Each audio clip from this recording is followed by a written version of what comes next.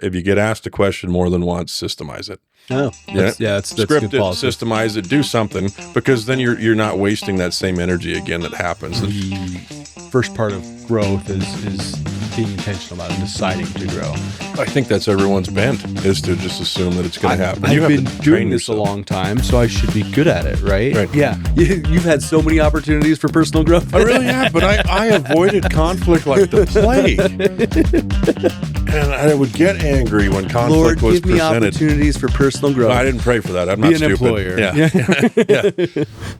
Talking about age and stuff like that, I was in a mastermind this morning and talking to people, and John Maxwell's talking about how the first part of growth is being intentional about it and deciding to grow. And I had this, because the first one in there, the gaps of growth is assuming that it's just going to happen. And I don't know about you, but I've been there. Like I think that's my biggest gap is. I think that's everyone's bent, is to just assume that it's going to happen. I've been doing this a long time, so I should be good at it, right? Right. Or, well, I thought of it in my married life, like, okay, it'll get easier as you're married longer.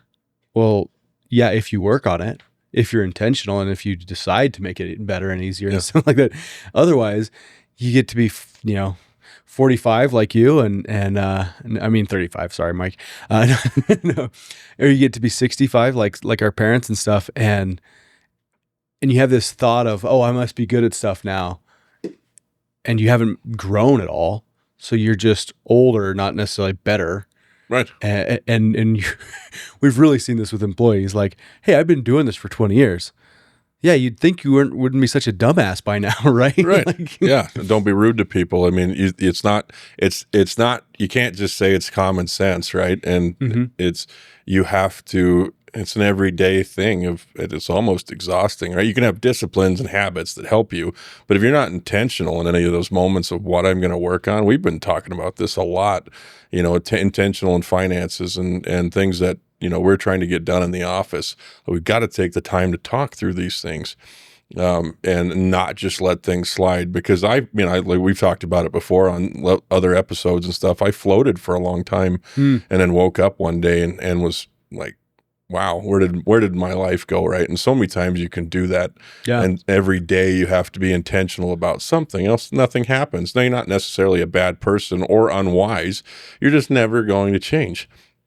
I listened to a podcast yesterday from Alex Hormozy, and he's like, there's some really free things that you can do if you want to change something in the next year. He's like, change something in your life. Start going to bed at 9:00 at night if you have the ability to do so, and see what happens to your day if you want to be more productive, right? Change these little things that cost you nothing. Maybe eat a little bit different. Maybe, try a new career or move cities. That's really great for people too. Not always beneficial. Right. Yeah. I love the you idea might be right of where that. God wants you. I've done it a bunch.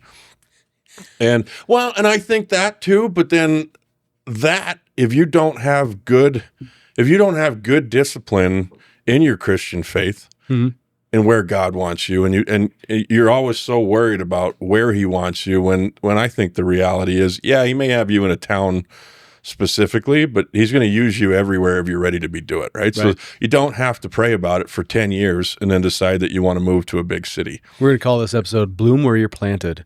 No. yeah. I mean, but sometimes I think there's creativity that he's given us with. Oh, yeah. If you want to go try it, but the most important thing, especially as men or moving your whole family, is like, okay, is this going to be beneficial for my family? But say it's just you, well then, I think you have the freedom to go, okay, as long as I'm not going to go here and isolate, because that's a huge one, right? So, I mean, preparation of, we did this. We moved to a town in Kalispell, Montana, and completely isolated us from close friends and contacts that we'd had for several years.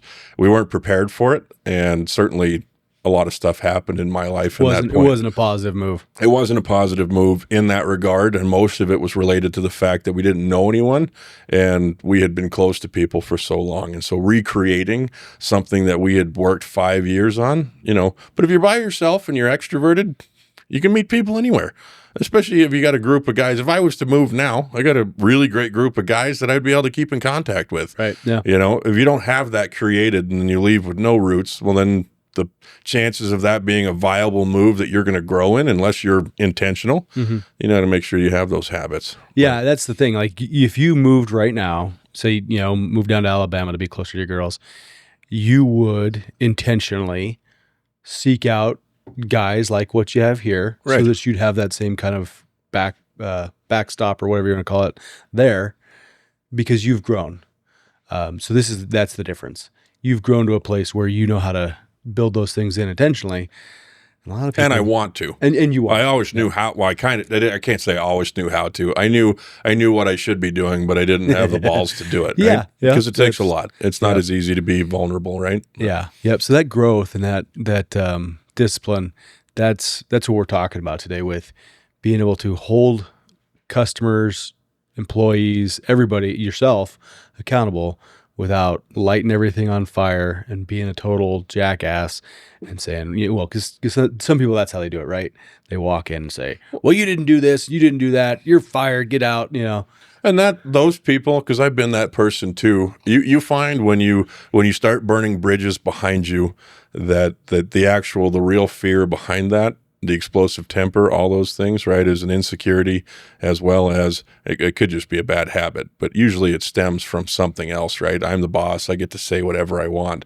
And you can scare everybody off with that, right? So you want to hold people accountable. At the end of that conversation, though, you want both of you to win. It's no different than in a marriage relationship, right? There's not a winner and a loser. If you win the argument, then your wife lost the argument, or vice versa. And you don't want everyone to feel like that. You both want to come away from it feeling like this was successful. Now, reprimands are like, hey, you know, we shouldn't have done that. This is why, right? But you're in it together. And it's the same way what you're creating your team. If you want to have a beautiful friendship and a relationship with your team members, sometimes obviously things need to change, habits need to be broken. You know, there's things like, hey, what you're doing right now is affecting our business, so you might need to change those things. Those are hard conversations to have. People that just come in the room and scream usually are scared of confrontation, and so they do the only thing that they can, which is, I don't need a solution other than either you're getting fired or I'm yelling at you. It's a one-sided conversation, and you don't want that. And that scares off all the independent thinkers, and you end up with a bunch of yes men or yes women, and then that guy can keep yelling all he wants, because those people just cower in the corner and say yes massa and move on, right? No, that was oddly racist.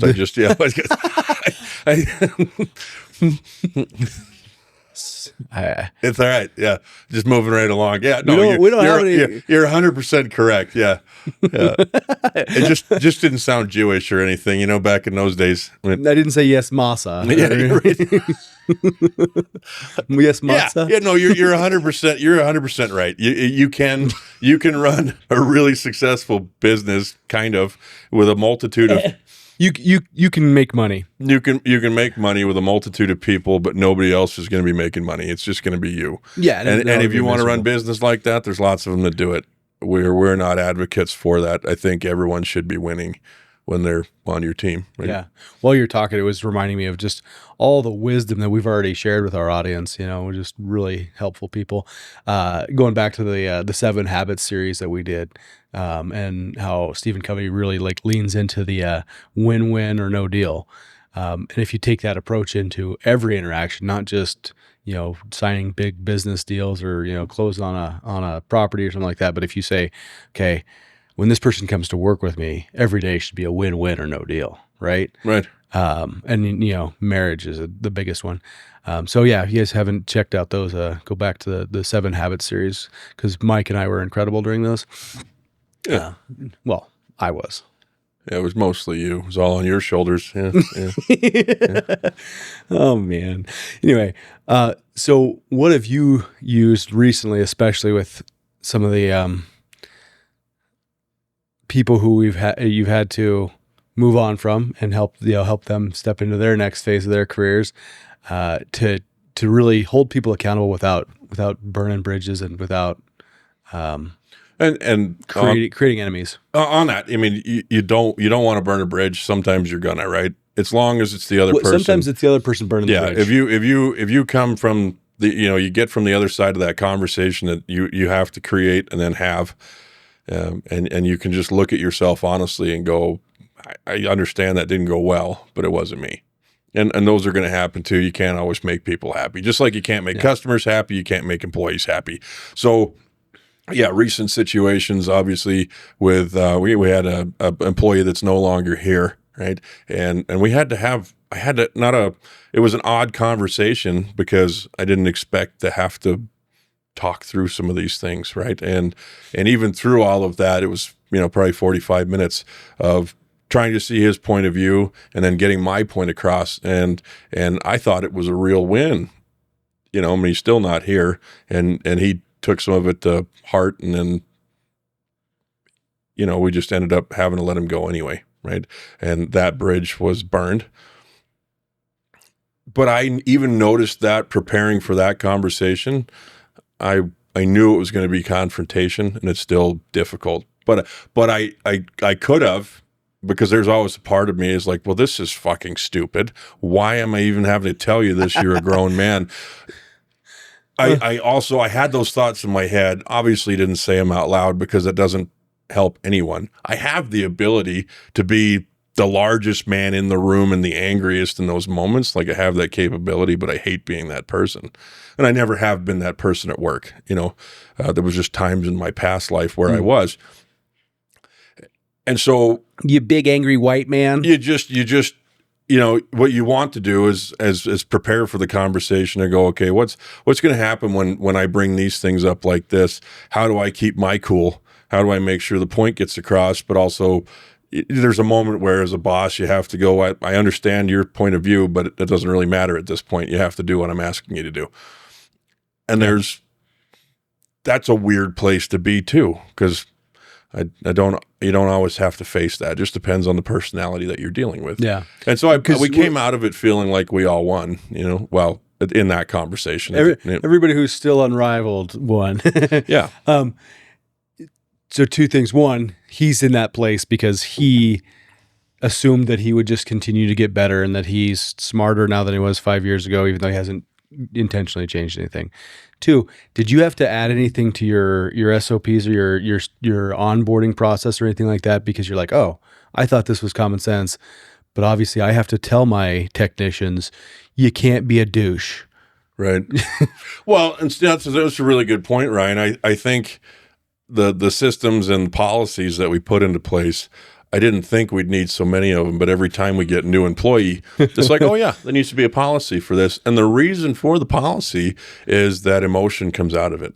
And I don't have to make a choice every time. Like we just revamped a membership thing here this morning for multiple properties. It was the second time it came up in 2 weeks, which is awesome. And they went, I don't want to keep thinking about this. Let's just come up with an idea right now, create a policy for it. If you have this many properties, this is the discount you get, right? So every time it goes back to that whole thing of if you get asked a question more than once, systemize it. Oh, that's script good it, policy. systemize it, do something, because then you're not wasting that same energy again that happens. And so, we created a lot of policies during that time of things that we never thought about, but they've protected us. They also protect the guys. It's not just about the company. They go because it protects them from other people that come in. Yeah. Right. If you want the culture to be the way it is, you have a policy in place that goes, no, you can't be a douche. And you don't get to work here if you are. And so it protects the employees so much that the place that they're going to work is always going to stay the same. And or continually get better. Not stagnant, right? Which is what you don't want. And so, we had to create some new policies that said, you can't do this with your vans, and GPS systems, all of these things they're going into place. They really, protect the guys a lot. Yeah. It seems like we're controlling and everything's micromanaged, even the filming of the vehicles and stuff like that. But it's the world that we live in. And ultimately it's when a customer calls in and says, hey, I'm pressing charges because your guy was speeding on the highway and that's dangerous. We can prove that the employee was actually doing the speed limit and the other person was overreacting. So all of these things protect our guys. Mm-hmm. And I never thought of it from that point of view. It just seems obnoxious. I had a really good a kid that I knew that was working for one of the supply houses, and he got fired for texting on his phone. And even though he knew he had a camera right in front of him, and yeah, because people are going to do it. And I just thought, right? how stupid is that? Really nice kid, good salesman, really respectful to me and my company. And then they got rid of a good guy for something like that. And it's like, well, those are really, they seem like controlling things, but they're there for a reason. Yeah. And it just keeps us in the realm of where everything is a great place to be, you know? Yeah. Well, and go back to protecting the company and protecting the guys. You know, if he had accidentally run into somebody and hurt somebody, or God forbid killed somebody while he's texting on his phone, that whole business shouldn't be sunk because of his, poor mistake. Right. And right. so that's why you gotta let him go. And once you have the standard, like you said, you can stop thinking about it. You don't have to decide, well, did he do it? Did he not do it? And it's just foundational to every relationship. If both parties know what to expect and what's expected of them, it's like putting up boundaries. I think it's really it's right on those lines of doing it. And for me, because I know my weaknesses is I'm an emotional person, not in the fact I'm just going to break down weeping, right? Every chance I get. But emotionally, when I hire people, I look at who they could be.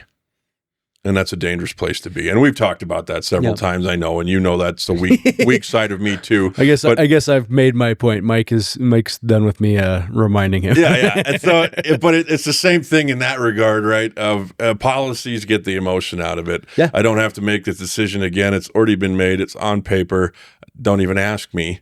It's, if you fail a drug test, you can't work here. Right? This is a perfect segue into politics, Mike. This is why we're a nation of laws, and we should just enforce the. No, you don't want to go there. Just enforce the laws. That's all I'm saying. It's not political.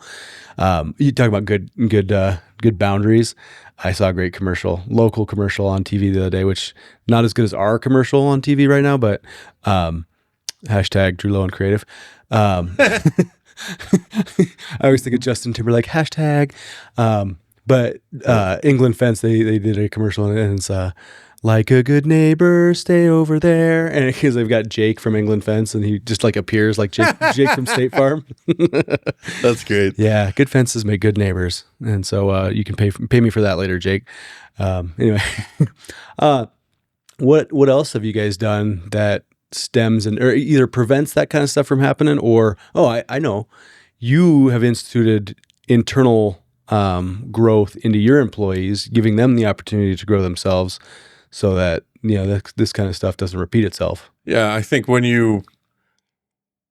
going back to firing someone, by the time that happens, you're kind of glad they're gone, right? Oh yeah. So it's a different bridge. It's even harder to have the tough conversations with people that you have to continue working with, and so learning how to win in that confrontation, because it is still confrontation, because you never know how the other person's going to react. Mm-hmm. And you could be bringing up something very personal that's either they're dealing with it in their own life, maybe they're not dealing with it fast enough, maybe it's like, one guy that we had here just showed up one day for work, and he'd been here for a few months, and he just brought his dog in and left it in the shop. And then you go, he's like, well, I thought it was kind of like workplace. And I'm like, well, I didn't realize I'd ever have to say that's a boundary. Like, I'm not watching your dog while you're at work, leave it in the yard, Well, he gets anxious. I mean, stuff like that, and so those are harder conversations, because it's like, why I've never had this confrontation before. Now I have to do it. And some of my people and even me, I've allowed certain people here to speak into my life and find, they know because I wear my emotions sometimes on my face, or often they are allowed to call me out and go, hey, what's going on, right? Or just find out what's going on, right? Because they care about me. Same thing, I care about them. And if there's something going on that's affecting business, I have to know how to communicate from a business standpoint, and then also in the personal side of things. And I've been allowed and invited in to be that person, mm-hmm. that, because I don't technically have to care about the personal side, but it's all about building these relationships, Yeah. right? And I think that's what makes you a great boss is you do care. Right. And then you go, okay, well now I gotta bring it up. I care about you, affecting. but I don't give a shit about your dog. Sorry. No. Yeah. and not that you don't give a shit about them, but you can't have them in the shop. No, it's just either that's just setting up a like, hey guys, this isn't going to work. But I've had conversations with our guys where their personal life was affecting me on the business side, and it's like, listen, we got to talk about this because there is the idea, and I do say this too, that what you guys do on the weekends is your own life. As long as it doesn't bleed into Monday morning. Yeah, it bleed into Monday morning. And when it started doing that, that's where the conversations had to come up. And I was like, I'm not going to condone that. Yeah, and I think especially if you guys are out there and you haven't had employees yet, or you're just starting to get employees and stuff like that, looking back, that's happened with almost every employee that you've had in some level. Yeah, it really has. And it's been great for me. I on the side of personal growth. Oh yeah, you've had so many opportunities for personal growth. I really have, but I avoided conflict like the plague, and I would get angry when conflict was presented. Lord, give me opportunities for personal growth. No, I didn't pray for that. I'm not stupid. Employer. Yeah. But I've come to enjoy it because we've learned how to do it without somebody getting angry, or if they get angry, it's not because I caused it. Right. And I love the fact that I can come to the end of the conversation and either, there's a couple things happened. Everyone's won in that conversation. Mm-hmm. What's been said needed to be said, and then we've moved forward past it. Or that person now looks like an idiot because they haven't accepted anything, and we've separated ties, right?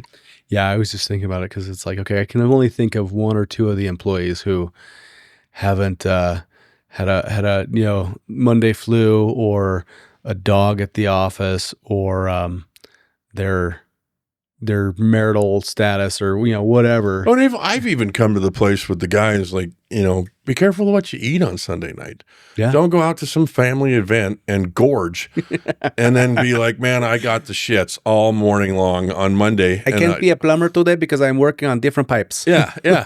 And I don't know why the Mexican accent. Just is that what that was? I didn't even know how to define that. That's my fez. Yeah, a fez. If you do not want if you do not want the fuzz on your ass, why did you just not shave it off? Yeah. Yeah, I mean, it's just like, no, think about it, because we're in a different generation now too. If our stomachs hurt, we would still go to work anyway. Now, if the stomach hurts, they want to take the day off, and they have the right to do so, but it affects me drastically. And so I've had those conversations now that say, watch what you eat. Yeah, that and the dog thing, like, to me, it's just so far, like, I would never even think that. I would never think, I'm just going to bring my dog to work. And if I did, I was like, oh man, I can't leave my dog at home. It's got anxiety. It's tearing up the yard. It's tearing up the house or whatever. Put the dog out of its misery. Just shoot it. Yeah. I was going to say, if I thought I was going to bring it to the office, I'd say, hey boss, I'm thinking about this. Can I do this? There's like 5 steps for me between just showing up with your dog, and that's why we have policies now, because people think very differently. That's an interesting one. And it's not stupid. It's just everything needs to be defined. Yeah. And it's just the reality. Because we all do come from such different places. We do. You're English, grew up back east, and then Minnesota or Montana. I was born and raised in Gunnison County. We traveled a lot, but I never lived anywhere else besides Gunnison County until I was sandals, huh? Yeah. Yep. No. Socks and sandals. Got your Birks on? Yeah. No. Yeah. Right. I always told people you're more likely to see somebody smoking weed on the sidewalk than get a ticket for underage drinking. It's just it's just cool up there, man. And then, these guys, they're coming from all different places too, whether it's foreign countries or California or everything in between. Yeah. And so what's normal isn't necessarily normal to somebody else. My wife's always really good about that. She's like, don't judge people because you don't know what the hell they're going through, which is hard for me as I'm a very judgmental person. Hashtag Southern Baptist. No, just kidding. Snake all biting? My Southern Baptist. Yeah. I wish. No. But taking that and growing into that place, because, like we talked about in the last episode, 99% of people haven't done any personal growth. So don't expect them to be like, he's trying to communicate something with me. Maybe I should reevaluate my own priorities. They think, asshole, he's trying to tell me what to do. What he thinks he knows it all, so. And I think the big thing out of all of this, right, Ryan, is well, we've talked about this before too, but don't avoid the conflict. Because every situation like this, whether you think it's going to be conflict or not, just be prepared for it to be so. Yeah. And when we say conflict, right, it's just maybe a tougher conversation than you'd normally have just talking about the weather, right? It could, sometimes you avoid hard things to say. Sometimes you're like, well, it's just a little thing. Maybe I should bring it up, or maybe I should just let it go. And we're sitting there constantly going, right, do I bring it up? Do I let it go? Do I bring it up? Let it, and you put all this mental energy into it. If you need to go say something, then sometimes it's just go say it. Yeah. Because conflict avoided, right, is conflict multiplied. And I think Jordan Peterson said that. I think so. In the way that. But you've quoted him enough times. Now you can just say, I heard somewhere.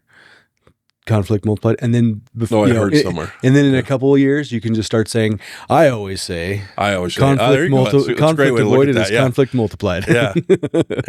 As I've always said. Yeah, even from the very beginning. Yeah.